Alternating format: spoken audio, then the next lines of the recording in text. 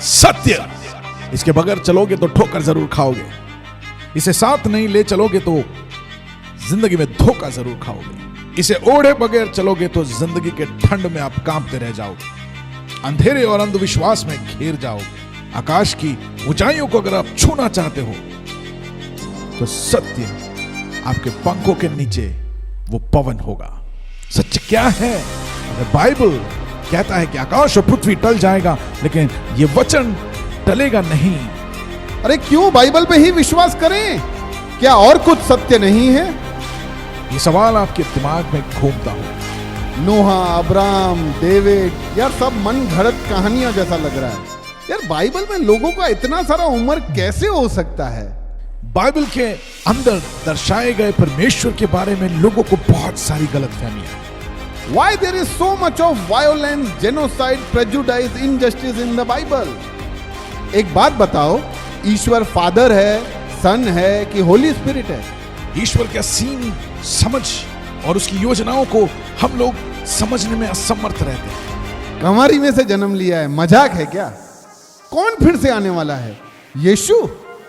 तो आइए मिलकर खोजते हैं ऐसे ही हमें कई बार उलझाने वाले सवालों को और उनके बाइबल से जवाबों को सुनने के लिए एक नई श्रृंखला जो सनातन सत्य को आप तक पहुंचाने के लिए शुरू होने जा रही है, सत्य की लहर।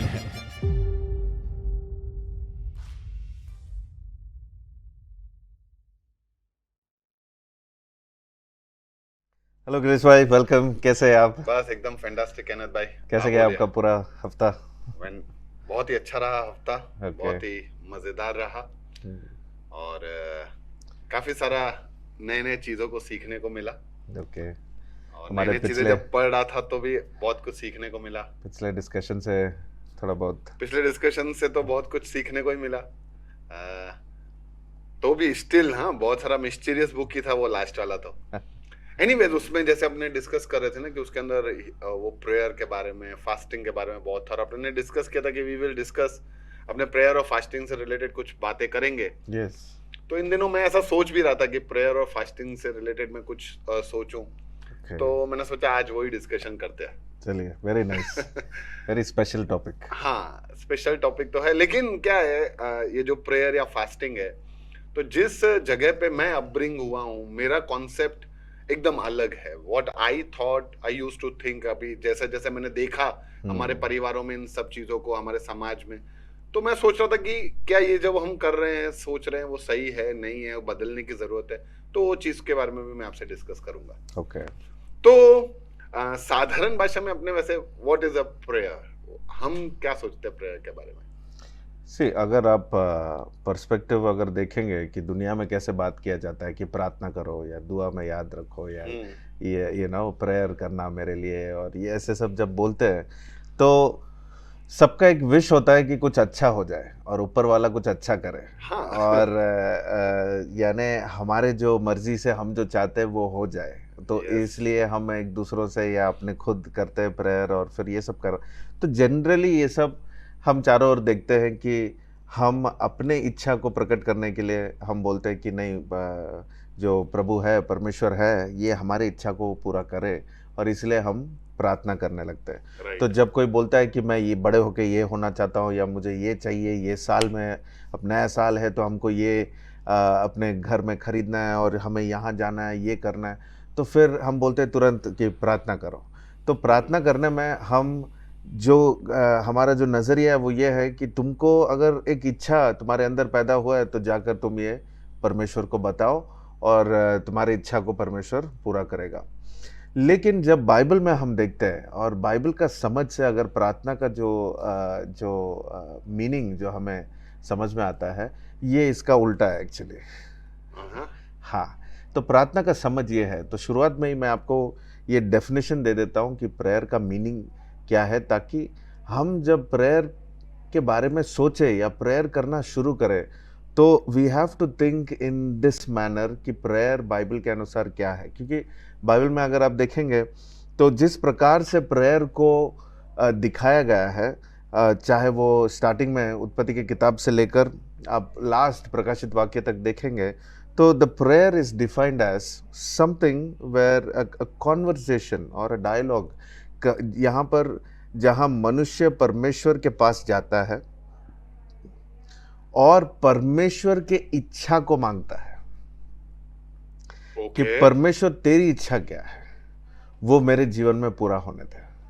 क्योंकि प्रार्थना जो है, जहाँ पर देखिए हमारा प्रार्थना एक एक सिर्फ एक धार्मिक या सिर्फ एक रिचुअल, एक ट्रेडिशन नहीं है कि हम जाके अपना जो दिल में है वो सारे व्यक्त करके हम आ जाए वापस, ऐसा नहीं है। The life of a Christian या एक मसीह होने के नाते जो यीशु मसीह को जानता है, जो यीशु मसीह से उसने रिश्ता बनाया है, जहाँ पर हम जानते हैं कि अब जो हम परमेश्वर के बारे में बात कर रहे हैं वो हमारा रिश्ते से शुरू होता है उसके साथ हमारा जीवन। तो ये रिश्ते में जो है, हम जाकर ये नहीं बोलते कि मुझे ये चाहिए बस आप मुझे दे दो अभी। तो ये जब किया जाता है तो ये एक दुकान जैसे ट्रीट किया जाता है Yes. परमेश्वर को, कि मैं जो बोलूंगा परमेश्वर मुझे ये और वो वाला थोड़ा आधा किलो दे दो।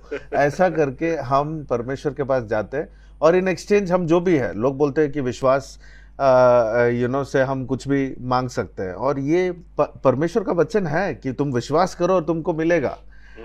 लेकिन विश्वास करना, किस बात पे विश्वास करना है कि उसके इच्छा, उसकी जो हित है, उसका जो मर्जी है, उस पर विश्वास करना कि परमेश्वर जो करता है वो भला ही है।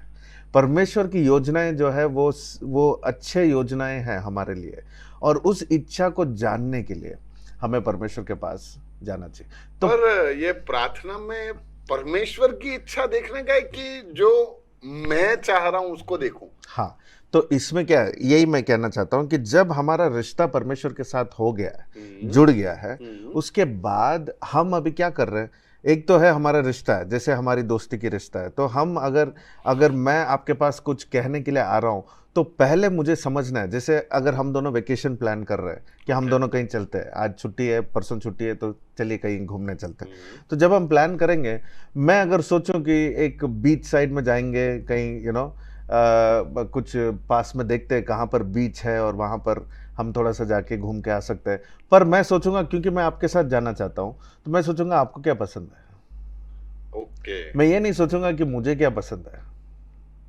क्योंकि हमारा रिश्ता है अभी।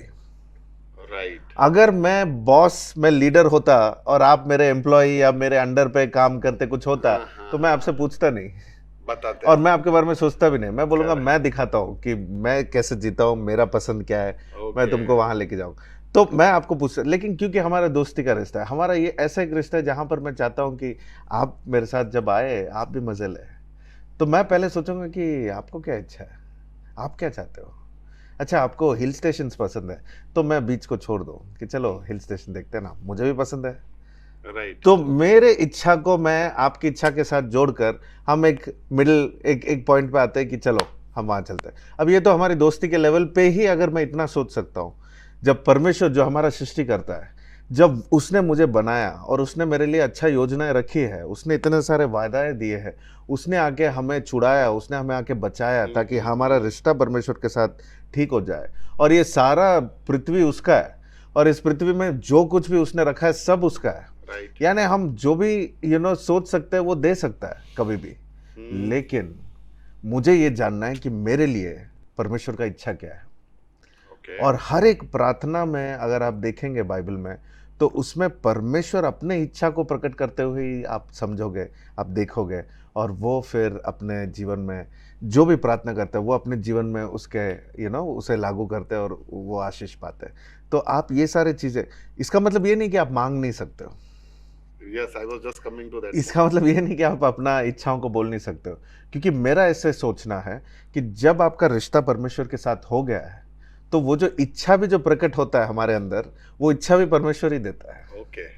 लेकिन रिश्ता और वचन जो हमारा जो स्टैंडर्ड है, परमेश्वर का वचन, सो परमेश्वर के वचन को रखते हुए, रिश्ते को निभाते हुए, हम जो भी मांगेंगे वो परमेश्वर की इच्छा के अनुसार ही होगा। ओके। तो यानी अल्टीमेटली जो मैं समझा इस बात से कि एक तो प्रार्थना वन वे नहीं है, टू वे है। यस ऐसा ही ना, आपने Yes. बोला कम्युनिकेशन, या तो यानी वार्तालाप है, या यानी कभी मैं बोलूंगा या वो तो सुनेगा ही, कभी कभी वो भी हमें रिवर्ट में जवाब देगा, तो अपने को पता चलेगा, सुनना चाहिए सुनना चाहिए। नंबर 1।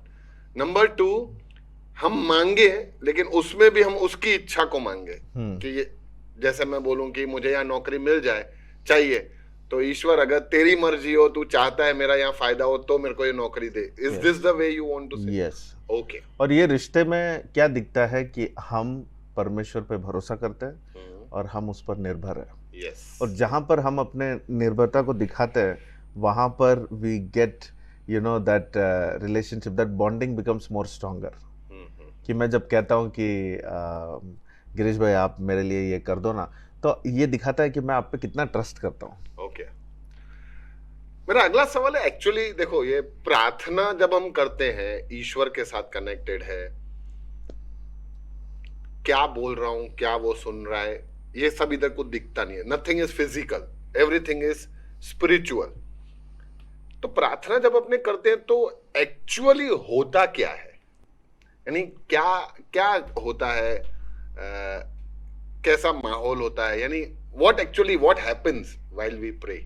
सी, जब आपने आत्मिक बोला और शारीरिक बोला, मसीह के जीवन में शारीरिक और आत्मा दोनों एक ही है, इन द सेंस कि ये दोनों कनेक्टेड है हरदम। Okay. इसे हम अलग नहीं कर सकते। ठीक है। जो शरीर में आप कर रहे हो वो आत्मिक से कनेक्टेड है, जो आत्मिक में आप करना चाहते हो वो शरीर से रिलेट होता ही है। ओके। तो आत्मिक जब आप कहते हैं कि आत्मिक में प्रार्थना अगर स्पिरिचुअल है, तो वो है तो स्पिरिचुअल, लेकिन वो कनेक्टेड तो फिजिकली भी है, क्योंकि आपको सब कुछ स्टॉप करके आपका बॉडी फोकस करना, कॉन्सेंट्रेट करना, समय निकालना, और ये सब समय निकालना तो एक अच्छा it's an insulting kind of saying कि समय निकालो प्रार्थना करने के लिए। काफ़ी बार मैं जब किसी को कहता हूँ कि थोड़ा समय निकालो प्रार्थना करने के लिए, actually the statement itself is an insult. और हम जब ऐसे बोलते हैं कि समय निकालो, मैं तो चाहता हूँ कि हम कहें कि मैं बाकी चीज़ों के लिए समय निकालता हूँ, Right. मैं घूमने के लिए समय निकालता हूँ, मैं सोने के लिए समय निकालता हूँ, मैं खाना खाने के लिए समय निकालता हूँ। प्रार्थना करना should be your routine, your discipline, your walk, because ये आपका रिश्ता है परमेश्वर के साथ। और किसी भी रिश्ते में आप अगर आगे बढ़ना चाहते हो या और करीब होना चाहते हो तो समय देना ज़रूरी है, समय का इन्वेस्टमेंट ज़रूरी है। और समय ऐसा एक कमोडिटी है, आपके पास ऐसा एक चीज़ है जो सबके पास परमेश्वर ने एक समान दिया है। ओके। 24 घंटे सबको दिया है, Yes. किसी के पास भी ऐसा नहीं है कि मेरे कम है और आपका ज़्यादा है। 24 घंटे सबको एक समान दिया है, यानी एक चीज़ तो सबको एक इवनली परमेश्वर ने दे दिया। अब हम उसे कहाँ पर इन्वेस्ट करते हैं? तो प्रार्थना करने में हमारा जो रिश्ता है परमेश्वर के साथ, उसे और बढ़ाना है। आप और करीब होना चाहते हो, और अपने दिमाग को, अपने दिल को, अपने सोच, अपने विचार को अगर आप स्टैंडर्ड, आप एक डायरेक्शन में लाना चाहते हो, तो प्रार्थना is one of the finest thing to practice in life. आपको डेली एक रूटीन, एक डिसिप्लिन बनाना, एक अनुशासन में लाना, ये आपके जीवन को, पूरा डे का पूरा जो आपका रूटीन है पूरा बदल जाएगा अगर आप दिन की शुरुआत या दिन के बीच में या दिन के अंत में एक डिसिप्लिन लाए प्रार्थना का। ओके। अच्छा है यार, ऐसे भी ये जो आपने सबसे पहले कहा ना कि it should be a lifestyle, prayer should be a lifestyle, बाकी सब उसके अंदर इंक्लूड होना चाहिए, प्रेयर इंक्लूड नहीं होना चाहिए। That is the take away. और मैं ऐसा सोच रहा हूँ कि जब हम प्रेयर करते हैं तो क्या, फॉर एग्जाम्पल के तौर पे समझो कि मुझे कोई नौकरी का बहुत ज़रूरत है या नौकरी मुझे नहीं मिल रही है, मैं बोलता हूँ परमेश्वर मुझे नौकरी दिला दे, और फिर अचानक नौकरी मिल जाती है, तो क्या यहाँ पे गॉड अपना माइंड चेंज करता है? या किसी को कोई बीमार होता है, हम प्रेयर करते हैं, डॉक्टरों ने जवाब दे दिया, ऐसा हम सुनते हैं, फिर लोग प्रेयर करते हैं, फिर वो इंसान बच जाता है, तो क्या इट्स हम मिरेकल बोलते हैं? तो actually I wanted to understand कि क्या ईश्वर अपना माइंड चेंज करता है कि चलो ठीक है, तुम लोग सब इतना तत्पर हो प्रेयर को, मुझसे दुआ करो, चलो मैं उसको कर देता हूँ, छोड़ देता हूँ, मैं उसको जीवन दे देता हूँ, नॉट छोड़ देता हूँ, जीवन दे देता हूँ। क्या ऐसा सब अगर होता है, अगर आपका आंसर यस है, तो फिर क्या सब कुछ पहले से ही प्री डिस्टाइन नहीं है? क्या ईश्वर को पता नहीं था सब कुछ? तो जैसे ऐसा कंफ्यूजन, कॉन्ट्राडिक्शन जैसा हो रहा था। इसमें कॉन्ट्रडिक्शन बात है नहीं एक्चुअली, क्योंकि परमेश्वर जो अपने जीवन में वो जैसे हमारे साथ वो चल रहा है, हमें देख रहा है, हमारे बातों को वो देख रहा है, हमारे चॉइसेस को देख रहा है, क्योंकि उसने हमें चॉइस दिया है। हम चॉइस कभी भी बदल सकते हैं, पर जब भी बदलेंगे हम, या जब भी हम कुछ चाहेंगे, कुछ मांगेंगे, कुछ पूछेंगे, परमेश्वर वो पहले से जानता है कि हम क्या मांगने वाले हैं। इसका मतलब ये नहीं कि सब कुछ फिक्स्ड है, सब कुछ लिखा हुआ है, सब नसीब में है जैसे कहते हैं। हाँ। वो गलत सोच है। सब नसीब में है, इसका मतलब ये है कि सब डिसाइडेड है, आप चेंज ही नहीं कर सकते। पर ऐसा नहीं है वास्तविक में, रियलिटी में ऐसा नहीं है। अगर सब कुछ लिखा हुआ है, सब कुछ एवरीथिंग इज फिक्स्ड, तो फिर why to हमारा pray? ना वाई टू प्रे एक बात है जैसे आप पूछ रहे हो, और फिर हमारा चॉइस ही क्या है, फिर हमको फिर करना ही क्या है।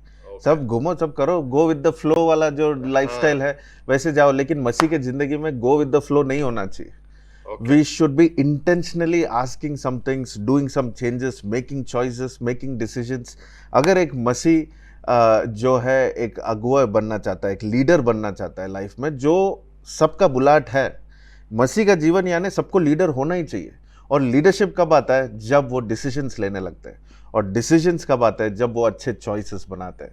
और चॉइस यानी प्रार्थना करना, पूछना, परमेश्वर से बातचीत करना, बोलना कि परमेश्वर मुझे ये करना है, अगले महीना मुझे यहाँ पहुँचना है, 6 महीने में मुझे यहाँ तक हासिल करना है, और 1 साल में मुझे ये कमाना है। तो ये सारे जो है गोल सेटिंग्स होता है, एक पर्पस होता है, एक पर्पसफुल एक हमारा एक ड्राइव फोर्स होता है कि हमें ये करना है, ये कंप्लीट करना है। परमेश्वर ने जब यीशु मसीह इस दुनिया में आया था, वो जाने से पहले उसने भी हमें कमीशन दिया था, एक गोल सेट करके गए थे कि जाओ, तुमको ये करना है, तुम ये प्रचार करो, ये बपतिस्मा दो, ये तुम चेले बनाओ, तुम मैंने जो सारी बातें कही है तुम वो सब सिखाओ, जो बातें मैं कह नहीं पाया वो मेरी आत्मा आके तुमको समझाएगा। तो ये सारी बातें जो है यीशु ने सब कुछ सेट करके, अरेंज करके, क्योंकि वो हमारा ही इज़ द चीफ, तो वो उसने सारी बातें अरेंज करके वो हमसे फिजिकली हमसे थोड़ा दूर गया है कि वो फिर से आएगा, लेकिन उसकी आत्मा हमारे साथ है, तो वो हमारे संग है ही हर समय। और अगर परमेश्वर हमारे साथ है ही, तो इसका मतलब हम जो बोलना चाहते हैं उससे पहले वो जानता है हम क्या बोलना चाहते हैं। लेकिन फिर भी वो चाहता है कि हम उससे बात करें। ये तो फिर ऐसा हो गया जैसे मेरा बच्चा मेरे पास आता है, मैं जानता हूँ वो क्या मांगने वाला है। अब सुबह उठे तो मैं जानता हूँ वो क्या मांगेगा। कहीं बाहर चलते हैं घूमने के लिए, तो मुझे पता है वो कहाँ, कौन सी दुकान वो बोलेगा कि मुझे वो दुकान जाना है, तो मुझे पता है कि वो क्या मांगने वाला है, मुझे पता है वो कहाँ देख रहा है अगर मैं एक मॉल में जाऊं, लेकिन मैं उसे नहीं लेके जाऊंगा, मैं इंतजार करूंगा कि वो मुझे बोले। क्योंकि वो बोलने में मुझे अच्छा लगता है कि अच्छा वो मुझे देखता है, वो मुझ पर मुझे वो ही is looking up to me, वो देख रहा है कि मैं उसको प्रोवाइड कर सकता हूँ। There is a sense of honour when my child asks me I want this thing। तो मेरा बच्चा मुझसे कुछ पूछता है कि मुझे ये पापा मुझे ये खरीदना है, तो मैं देखता हूँ कि वो मुझे इस लेवल पे सोच रहा है कि मैं उसको ये खरीद के दे सकता हूँ, और उसके मांगने में मुझे खुशी होता है, और जब सही समय है मैं वो चीज़ खरीद के दूंगा। तो ये जो है परमेश्वर ने बहुत सारी चीज़ें जो है हमारे लाइफ में ऑलरेडी जो है प्रिपेयर करके रखा है। ऑलरेडी बहुत सारे चीज़ें हमारे ब्लेसिंग हमारे लिए रखा है, पर्पस रखा है, गिफ्ट्स दे दिए हैं। तो परमेश्वर ने हमारे लिए जो प्लान है वो सब रखा ही है, और उसने पहले से सब कुछ, एक जैसे कोई मूवी देखता है वैसे उसने पहले उसने देख लिया हमारे लाइफ को। लेकिन फिर भी जब चॉइसेस आते हैं, जब रियल लाइफ, जब डे टू डे रूटीन्स आते हैं, तो वो चाहता है कि हम उससे बात करें, उससे पूछे। इतना हद तक जब यीशु भी इस दुनिया में आए तो वो भी समय निकाल समय अलग करके वो जाके प्रार्थना करके आते थे। जहाँ कहीं भी हम देखे कि यीशु वहाँ पर इफेक्टिव थे, वो गांव में, ये शहर में, जहाँ कहीं भी वो गए, वो गैप में अगर आप देखोगे तो वो अकेले में गायब हो जाते थे। चेले ढूंढते थे कि कहाँ चले गया यीशु। उनको एक ही कारण मिलता था कि वो अकेले जाके पिता से बात कर रहे हैं। तो ये पिता से बात करना, ये प्रार्थना समझना, और अगर आप सुसमाचार में पढ़ेंगे बाइबल में, तो एक ही चीज़ है जो सारे 12 चेलों ने उनसे पूछा कि हमको ये सिखाओ, और कुछ एक्स्ट्रा कुछ पूछा ही नहीं कि पानी में चलना सिखाओ, या हमको ये खाना 2 रोटी को 5,000 लोगों को खिलाना सिखाओ, या फिर ये चंगाई कैसे देते हो वो सिखाओ, हाथ रखते कैसे करते हो, दूर से ऐसे दिखा के कैसे करते हो, ये सब हमको सिखाओ। ऐसा कुछ नहीं पूछा। एक ही चीज़ पूछा, ये प्रार्थना करना सिखाओ।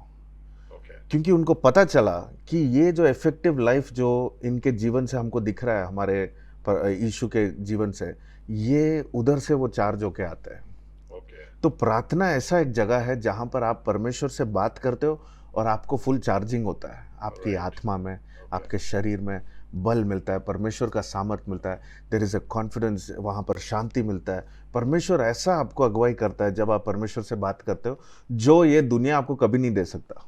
इतना सारा अश्योरेंस, इतना सारा एक कॉन्फिडेंस, इतना सारा एक आशा से भरा हुआ एक समय जो है वहाँ से पैदा होता है जब आप प्रार्थना में समय बिताते हैं। यानी परमेश्वर से बातचीत करना, और परमेश्वर से बातचीत करना यानी समझ लीजिए, मैं एक और बात आपको कह देता हूँ कि ये मेरा फ़ोन है और मैं परमेश्वर से बात कर रहा हूँ, और परमेश्वर से बात करते वक्त अगर फ़ोन आए तो हम तुरंत अगर ऐसे नोटिफिकेशन देखते हैं कि क्या आया, किसका आया, तो हमने क्या किया, सामने वाले को डिसरिस्पेक्ट किया। अब ये कैसा एग्जाम्पल हम देख सकते हैं, अगर आप कोई मिनिस्टर के सामने बैठे हैं, कोई टॉप ऑफिशियल आए हैं आपके लाइफ में, क्या उनके सामने आप फ़ोन लोगे? नहीं लोगे, बिकॉज इट्स अ डिसरिस्पेक्ट। आपको पता है, क्योंकि आप उनके सामने बैठे। जब लोगों के सामने हम अपने फ़ोन साइलेंट करके बैठेंगे, जब लोगों के सामने, तो कहीं कहीं जगहों में तो फ़ोन बाहर दे के अंदर जाना पड़ता है, रूम के अंदर। कोई गवर्नमेंट ऑफिशियल्स के ऊपर फ़ोन तो आपको दूर रखना पड़ता है।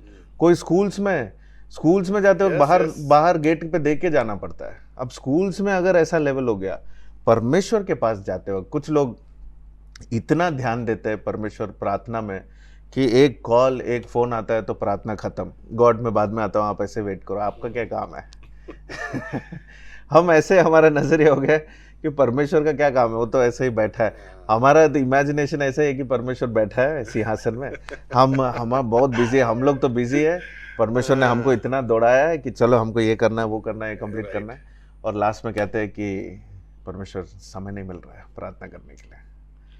जबकि सबसे बड़ा, सबसे इम्पोर्टेंट चार्जिंग पॉइंट हमारा लाइफ में जो है, परमेश्वर ने जो हमारे लिए दिया है, एक सिस्टम दिया है, एक डिसिप्लिन दिया है कि अगर आप अपने दिन को अच्छे से अच्छा अगर बिताना चाहते हो तो go to pray and pray in hours where you are not having any disturbance. आपको कोई भी डिस्टर्बेंस ना हो, ऐसे समय में आप प्रार्थना करो, परमेश्वर से बात करो। राइट, अमेजिंग, मजा आ गया। एक जैसा रिफ्रेशमेंट मिला हो ना ये लास्ट क्वेश्चन से, आंसर से, तो it was like that. Well, really हमें भी अपने प्रेयर लाइफ पे वर्क करना चाहिए। अनदर थिंग जो मुझे पूछना है कि हाउ डू वी अंडरस्टैंड, हमें कैसे पता चला कि परमेश्वर ने मेरी प्रार्थना सुनी के अनसुनी करी या नहीं सुनी, व्हाटएवर।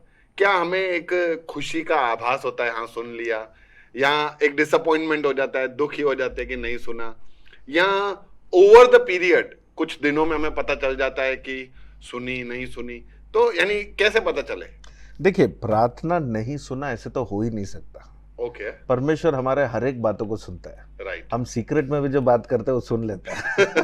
किसी और से भी बात करें सुन लेता है, खुद से भी आप बात करो आईने के सामने वो सुनता है, तो सारी बातों को सुनता है, वो जानता है। ऐसा नहीं है कि परमेश्वर हमारे पीछे कुछ अपने एंजल्स को भेज के वो स्पाई कर रहे हैं और क्या बात कर रहे हैं, क्या, ऐसा नहीं है। पर परमेश्वर हमसे ऐसा रिश्ता बनाना चाहता है कि वो राह देखता है कि हम कब उससे बात करें। ओके, दुनिया में सबसे ज़्यादा अगर कोई हमसे बात करना चाहता है तो वो पवित्र आत्मा है। ओके, और पवित्र आत्मा जो है, प्रार्थना करने में भी काफ़ी बार क्या करते हैं हम लोग, पिता परमेश्वर और यीशु मसीह ऐसे कहकर प्रार्थना करते हैं, लेकिन पवित्र आत्मा हमारे लिए दिया गया एक वरदान है जो हमारे साथ हर दम बात करना चाहता है। ओके, और हम उससे बहुत कम बात करते हैं पवित्र आत्मा से। सो मैं तो चाहता हूं कि जब हम प्रार्थना करें, हम पवित्र आत्मा से बात करें, क्योंकि वो हमारे लिए दिए गए हैं, वो हमारे साथ है। आज वो है तो कलीसिया है, कलीसिया है तो वो है कि पवित्र आत्मा जो है वो एक ऑक्सीजन जैसा है, हमारा एक ब्रेथ है वो, हमारे लाइफ है। और इनफैक्ट पवित्र आत्मा जो परमेश्वर की आत्मा है, हमारा श्वास, और ये ये जो श्वास है, जो विंड है, जो हवा है, ये सारे शब्दों का एक ही मीनिंग है, वो पवित्र आत्मा जो परमेश्वर की आत्मा है। So everything is all connected like that. So हमें बहुत लाइट से नहीं लेना चाहिए कि हमारा जो जीवन है, पवित्र आत्मा जो हमारे साथ है, और ये सारे चीज़ें जो हो रहा है, हम सब ये सारे कनेक्टेड, हम इसको बदल सकते हैं। सो कुछ चीज़ों को, जैसे आपने सवाल पूछा कि अगर आप बदलाव देखना चाहते हैं तो आप बदल सकते हो। परमेश्वर कुछ चीज़ों को बदलेगा, लेकिन आपके डेस्परेशन को वो देखेगा। ओके और जैसे वो एक जगह में योना को वो भेजता है और कहता है कि जाओ इनको बोलो मन फिराओ, नहीं तो ये नाश होने वाला है, इनके जो पाप है ये लेवल पर बढ़ गया है, अगर ये मन नहीं फिराएंगे तो ये सब नाश होने वाले हैं, लेकिन अगर मन फिराएंगे तो ये बच जाएंगे। ओके अब योना को नहीं कहना था क्योंकि वो डेंजरस लोग थे। अब उनके सामने जाके तुम लोग पापी हो, तुम लोग ये कर रहे हो, अभी आज भी आप सोचे किसी को जाके आप मुंह पे बोलोगे तुम पापी हो, तो आज सामने वाले को गुस्सा आ जाता है कि तू कौन होता है मुझे बोलने वाला, तू कौन सा बड़ा ऐसे सारे गलत ग्रामर में आ जाता है लैंग्वेज। और फिर ये ऐसा एक काम परमेश्वर देता है जोना को कि तुम जाके बोलो। और फिर जोना आपको कहानी, हाँ हम पढ़ेंगे, अभी आने वाला है वो पुस्तक भी। तो फिर लेकिन वहाँ पर क्या होता है, जब वो जाके कहता है आखिर में, उन लोग मन फिरा लेते हैं सॉरी बोल के, सॉरी यार सब लोग उपवास करो। वहाँ पर भी हम देखते हैं कि उपवास के बारे में हम डिस्कस करेंगे, तो वहाँ भी वो फिर परमेश्वर उनको माफ कर दे, क्षमा करके वो चेंज हो जाए, सब उधर ठीक हो गया। योना को गुस्सा आ गया कि तूने बोला कि तू उनको नाश करेगा, नाश क्यों नहीं किया तूने? अब मैंने भी जाके बोला कि तुम नाश हो जाओगे और वो नाश नहीं हुए। यीशु परमेश्वर बोल रहा है कि यार उन लोग मन फिराए, मैंने बोला था उधर कंडीशन कि तुम मन फिराओगे तो तुम ये नहीं होगा। यानी लाइफ हमारा कंडीशन से भरा हुआ है। ओके ये अनकंडीशनल वर्ड जो हमने डिस्कस किया है सब कुछ कंडीशनल है। सारी चीजें कंडीशन है। प्रार्थना कर रहे हो कंडीशंस के साथ, एक पूरा डिसिप्लिन के साथ करो। किसी भी चीज में आप देखो कंडीशंस है ही, बिना कंडीशन कुछ चलता नहीं है इस दुनिया में, राइट कुछ भी नहीं चलता। तो परमेश्वर वहां पर कहता है कि तुम मन फिराओ, ये करो, तुम ऐसे करोगे तो तुमको ये मिलेगा, तुम ये करोगे तो ये होगा। तो यहाँ पर क्या है, परमेश्वर अपने, ये नहीं कि वो नाश ही करना चाहता था पर तुमने उसका मन बदल दिया। हम उसके मन नहीं बदलते हैं, लेकिन वो देखता है कि हम कितने डेस्परेट हैं और वो करता है। उसकी योजना तो योजना ही है, और ये भी इतना हद तक कि उसको पहले से पता है कि ये होने वाला है, पर फिर भी इट्स अ मिस्टीरियस थिंग। अभी परमेश्वर का पावर है, वो सामर्थ है कि वो पहले से जानता है कि क्या होने वाला है, पर इसका मतलब ये नहीं कि he is forcing you to do that. ये तो आपका चॉइस है। एक राजा हिजकिय्याह राजा जो यशायाह की किताब में हमने देखा होगा, जहां पर वो प्रार्थना करता है और वहां पर एक एक प्रॉफिट आके कहता है कि तुम बस तुम्हारा लाइफ खत्म, पैकअप करो, अब तुम जाने वाले हो, सब तैयारी करो, हैंड ओवर करो और तुम्हारा लाइफ खत्म होने वाला। तब तुरंत वहीं के वहीं जब वो भविष्यवक्ता वहां कहकर बस मुड़ के जाता है, वहीं पर मुड़ के प्रार्थना करता है कि परमेश्वर मुझे थोड़ा और परमेश्वर ने तुरंत उसको, वो भविष्यवक्ता को मुड़ के बोला जाके बोल मैंने 15 साल एक्स्ट्रा दिया है। अब ये परमेश्वर को पता है पहले से, लेकिन फिर भी वो कहता है, वो जाने देता है, बोलता है कि तुम्हारा लाइफ खत्म। वो देखना चाहता है कि हम कितने डेस्परेट हैं। राइट इसलिए प्रार्थना करना जो है दिल की गहराई से, हमको हमें जो इच्छा है, जैसे हम किसी बीमारी के लिए आप बोल रहे थे कि अगर किसी के लिए प्रार्थना कर रहे कि वो ठीक हो जाए, आप किस लिए, हम ऐसे कौन है जिसको हम प्रार्थना करते हैं कि ये ठीक कभी ना हो? ये तो प्रार्थना ही नहीं है, ये तो परमेश्वर का हित है ही नहीं। इनफैक्ट हम तो मसीह में ही नहीं है फिर राइट कि हम अगर किसी के बारे में बुरा सोचे, तो ऐसा कोई प्रार्थना ही नहीं होता है वो, कि हम किसी के बारे में किसी को श्राप दे या किसी को बुरा सोचे या ये कभी ठीक नहीं होना, ये कभी नहीं उठना चाहिए, ऐसे तो हो। प्रार्थना में ही हमारी इच्छा तो है ही कि सब ठीक हो जाए। राइट और ये हमारा एक प्रॉमिस है, एक इनहेरिटेंस है हमारा, कि ये हमारा एक दिया हुआ एक गिफ्ट है कि हम चाहते हैं, हम हक से मांग सकते हैं कि परमेश्वर ये चंगा हो जाए। तो प्रार्थना में हीलिंग मांगना, छुटकारा मांगना, कुछ अच्छे चीजें हो जाए किसी के जीवन में, ये तो हमारा हक है, ये तो मांगना ही चाहिए हमको। इच्छा तो रखना ही चाहिए। राइट फिर परमेश्वर की इच्छा कि ये समय में, या उसके लिए एक समय परमेश्वर ने दिया है। Okay. So it means God gives us peace or whatever confidence कि यानी there are no unheard prayers. There are no unheard prayers. Okay. बहुत ही अच्छा लगा यार ये सब सुन के कि एक ऐसा खुदा है जो हमारी हर बात को सुनता है और मोर और लेस उसको इंटरेस्ट है। एक होता है कि हाँ सुनना भाई, चला कंटाला आएगा, सुनना दे जाओ। कभी कभी अपने हो जाते हैं बार बार सेम चीज बोलने से, but he desperately waits and वो हमारी प्रार्थनाओं को सुनता है. अमेजिंग, सो अमेजिंग ये देख के, सुन के, जान के कि ऐसा एक खुदा है. देखिए परमेश्वर का जो है उसका डेस्परेशन, जब हम ये वर्ड यूज कर रहे हैं कि वो इतना हमसे प्रेम करता है कि वो हमारे साथ बात करना चाहता है. इग्नोरेंस तो हमारा है, हम Right. उसको इग्नोर करते हैं. राइट. हम उसके साथ बात नहीं करना चाहते क्योंकि हम उसको देखते नहीं. हम कहते हैं कि हम देखते नहीं तो हम कैसे करेंगे. ये तो हमारा लिमिटेड नेचर है कि हम उसको नहीं देखते. नहीं देखते. लेकिन आत्मिक रीति से सब लोग देख सकते हैं. सब अगर इच्छा रखे, अगर वो मांगे, जैसा मूसा ने मांगा, अगर आपको याद है निर्गमन की किताब, बोला परमेश्वर मुझे देखना है, आपके महिमा को मुझे देखना है.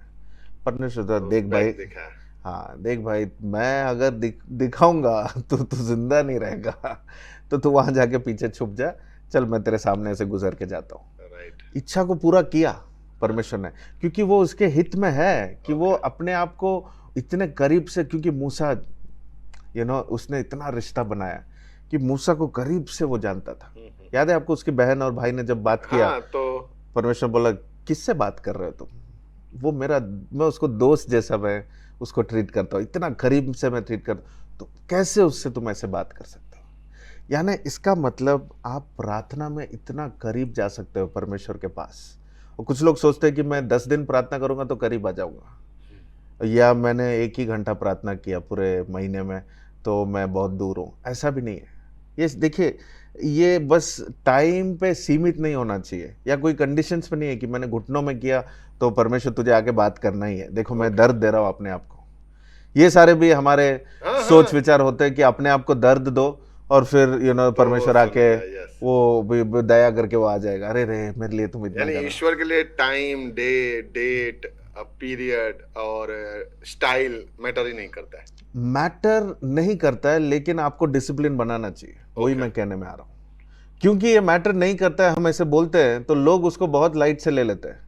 अच्छा. समझो लेटे लेटे अपने थकिया में हाय प्रभु कैसे हो करके.